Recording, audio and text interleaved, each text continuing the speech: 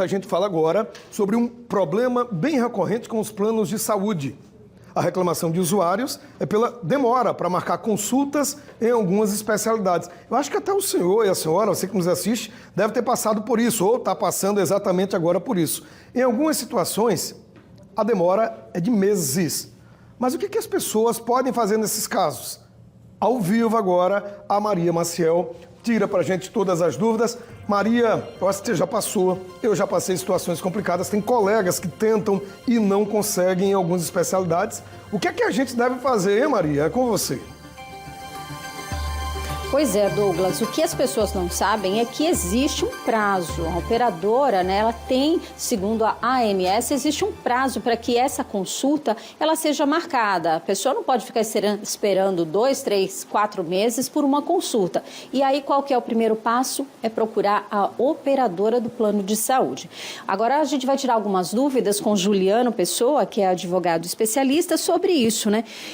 Quais são os prazos, né, determinados aí para que uma pessoa não fique esperando 2, 3 meses aí por uma consulta com um médico especialista? Boa tarde. Boa tarde, Maria. Boa tarde, Douglas, a quem nos assiste. De fato, Maria, existem prazos pré-definidos, os prazos são variados, tá? Isso varia muito de acordo com a especialidade, mas para citar aqui como exemplo, uma consulta básica, né, com um pediatra, com um clínico, são 10 dias úteis.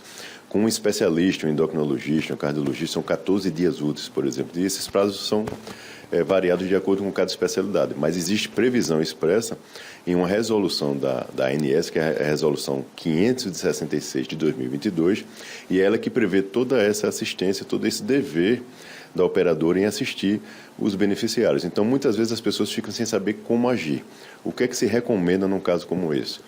Se está ligando para aquela listagem que tem de profissionais conveniados com a operadora e ninguém tem agenda próxima para atender, você necessita entrar em contato com a operadora, como você destacou, e pede que a operadora solucione o problema. Não é o consumidor, não é o beneficiário que tem que trazer a solução para esse caso. A operadora não tem a disponibilidade de algum profissional, ela informará de repente que o beneficiário poderá recorrer a um daqueles conveniados, pagar particular para pedir o ressarcimento. Mas é importante que antes o beneficiário faça contato. Se não houver solução, se ela não trouxer nenhum tipo de solução, é aquilo que a gente sempre recomenda. Faz contato direto com a Agência Nacional, com a ANS, abre uma reclamação e a ANS fará contato com a sua operadora pedindo esclarecimento daquele caso concreto. Então, existe previsão em resolução, como nós falamos, a operadora terá que responder isso para a agência diretamente e dar um retorno ao consumidor. Normalmente isso acontece na primeira consulta, né? Porque quando o paciente a pessoa já é paciente, normalmente consegue conversando o encaixe, mas quando é a primeira consulta, que normalmente essa primeira consulta ela demora um pouquinho mais, né?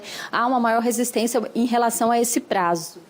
Exato, mas é aquela coisa, né, Maria? Muitas vezes, quando há um encaminhamento, né, e não parte do paciente necessariamente, ele às vezes procura um clínico, por exemplo, que encaminha esse paciente. Você precisa urgentemente sentar com um endocrinologista, com um cardiologista, com um neurologista. Então, às vezes, há urgência naquele encaminhamento. Então, a operadora precisa trazer uma solução ágil para atender a necessidade daquele paciente. Não é uma escolha somente, não é um desejo, é uma necessidade, muitas vezes, de um encaminhamento de um outro profissional que recomendou.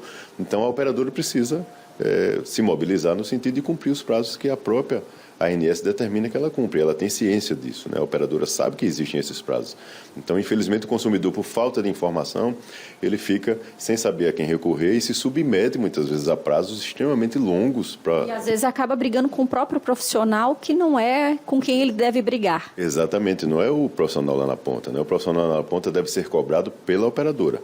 O beneficiário cobra quem? A sua operadora. É ali que ele faz o pagamento mensal e é ela que tem o dever de prestar assistência. Se é com aquele médico, com o segundo ou com o terceiro que consta na lista dela, ela resolva. Não pode ser o consumidor que ficar patinando aí, ligando de um para o outro, sem ter uma solução. Então, a operadora, de fato, precisa se mobilizar e não resolvendo, como nós falamos, liga para a ANS, busca os órgãos de proteção e defesa do consumidor, alguém tem que solucionar essa questão para o consumidor.